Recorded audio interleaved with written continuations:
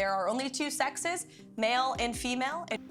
Hate or love Donald Trump, you can't help but notice the direct, unbiased, and cold stance both him and members of his cabinet share on a lot of controversial issues, not regarding whose shoulders get ruffled. They still stick to it. Truly admirable, I must say. It's surely something Americans have missed for a long time. Now I'm glad to have you here. Please do well to like, comment, and subscribe even as we talk about Karoline Leavitt's latest meeting with new media outlets. Let's get to it already. My Uber drivers finally speak English again, so thank you for that. My question for you is, what are the administration's plans for those who continue to defy the executive orders? Most notably, on my mind, are the ones related to what some would call trans men. I would call men masquerade as trans women, which are men masquerading as girls in girls' sports. Sure. Obey federal law, or you will be prosecuted. Obey federal law, and you could see your federal funding cut.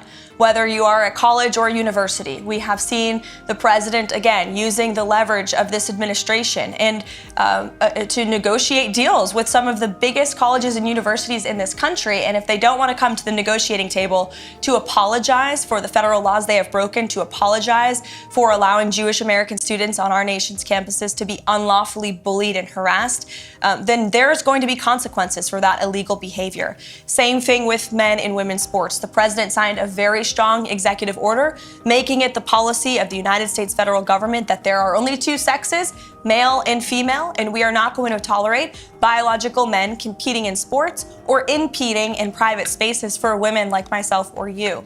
Why is this up for discussion in the first place?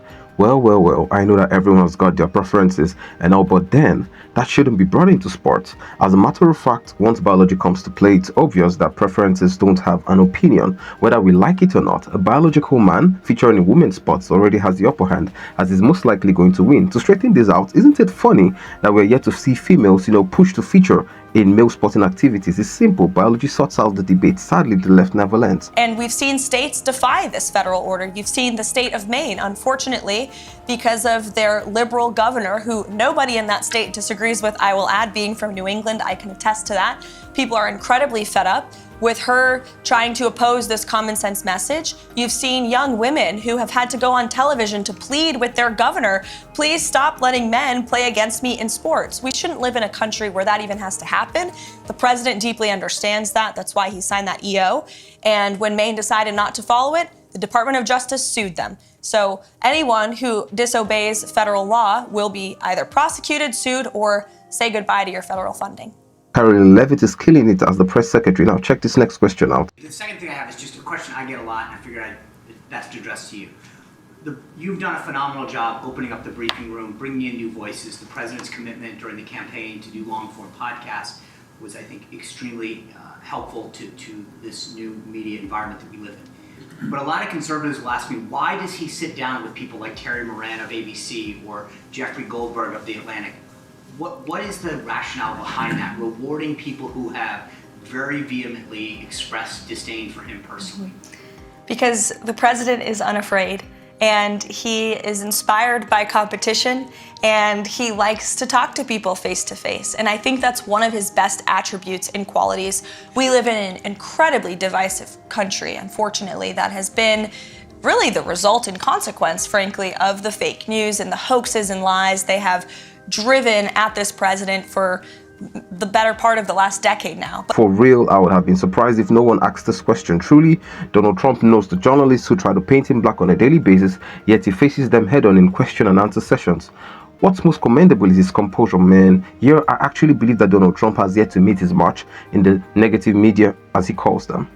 But the fact that we still have a president who has been a victim of these hoaxes, these lies, these smears by so many legacy media outlets and reporters, yet he's still willing to sit down with them, look them in the eye, look them face to face, and take them to task and share the truth with them and his perspective, I think is what the American people deserve in a president.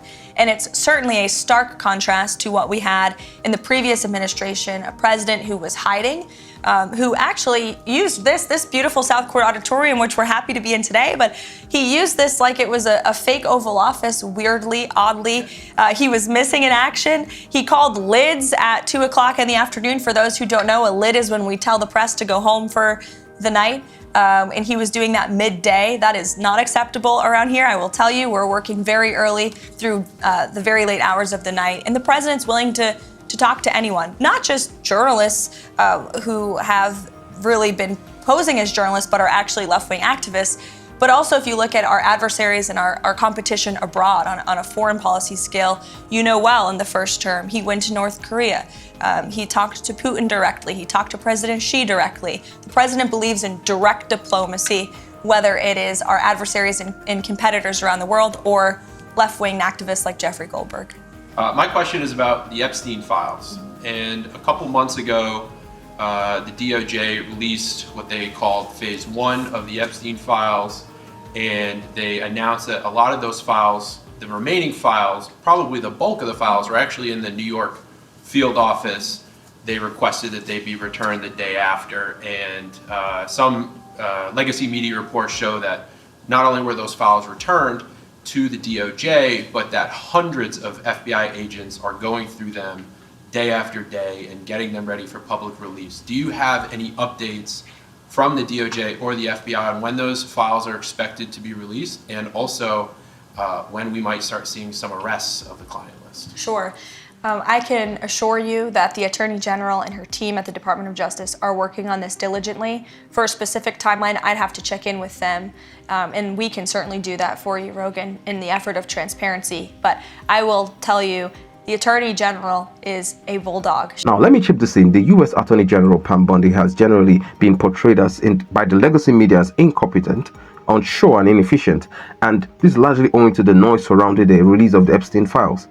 As a matter of fact, we can all agree that concerning the Epstein files, there's more than meets the eye, and owing to the campaign promises President Trump made about the immediate release of the files once he got into office, Pam Bondi and her team have been put under a lot of pressure to perform. Sadly, what you don't realize is that a high-profile case like this one, investigation has to be done thoroughly, as a lot of top dogs in the political and entertainment and even several other sectors may be, fingered while carrying out the investigation. It's only wise that both Pam Bondi and Kash Patel of the FBI take their time. Too bad most people don't understand the intricacies surrounding these files. Pam Bondi is competent, and that's for sure. You can't even take that away, man. You can't. She is someone you want on your team, and when she wants to get something done, she gets it done. I've seen her do it in various instances already in her time as Attorney General, and when she makes a promise, she keeps it. So I think I don't have a specific timeline on you for that, but I do know that they're working on it over there.